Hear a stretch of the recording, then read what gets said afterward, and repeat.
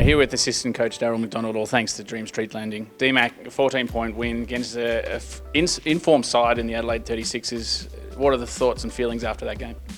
It came down to a 14-point win, but it was close throughout. Like, we end up getting a win at the end. You know what I mean? They're actually a really good team. They've been playing well lately. We knew it was going to be tough, and I think for us, I think we need games like that. You know, teams that get after us a little bit, and we see how we deal with it. I thought we did a good job of dealing with it.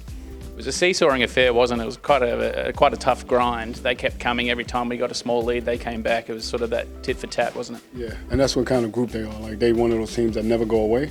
So like I say it all the time. Like, when we get leads, you gotta start punching teams in the face, man. Not let teams think they can come back on us.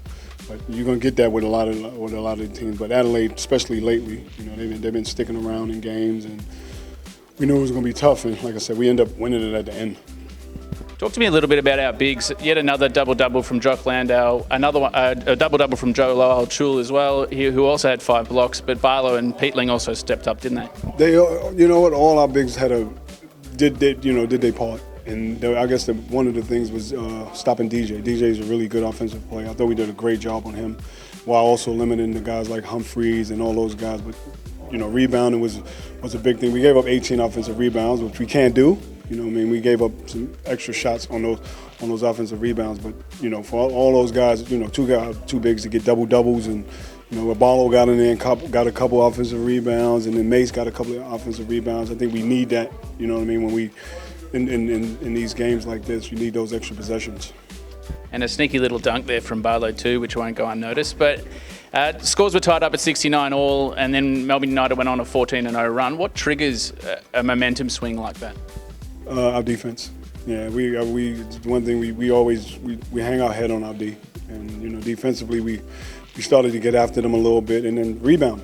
Like we gave up a couple of offensive rebounds, but we grabbed the rebounds we needed at the end, and then we got out running. But like Maka with those 2 steals, active hands, when we can do that and get teams down, we gonna win our fair share of games.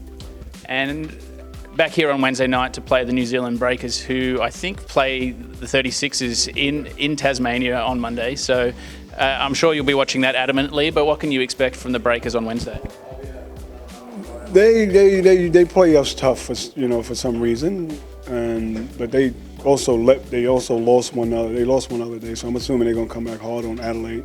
We just got to be prepared. We got to be prepared for them. Again, good offensive team. When they're shooting the ball well, they one of those teams that when they get going, they can beat anybody. Like I said, they didn't have a great one. I think it was yesterday. It was either yesterday or the day before yesterday. They didn't have a great one, so they got to back up against Adelaide, who was also playing well. Another team fighting. When you look at it, everybody gets a chance to make the playoffs. So they fighting each other. We're just hoping Adelaide weigh them down, and then they got to come to us, and we got to do the same thing. There we go. Well, thanks to Dreamstreet Lending. Thanks for joining us. No problem. Thanks, man.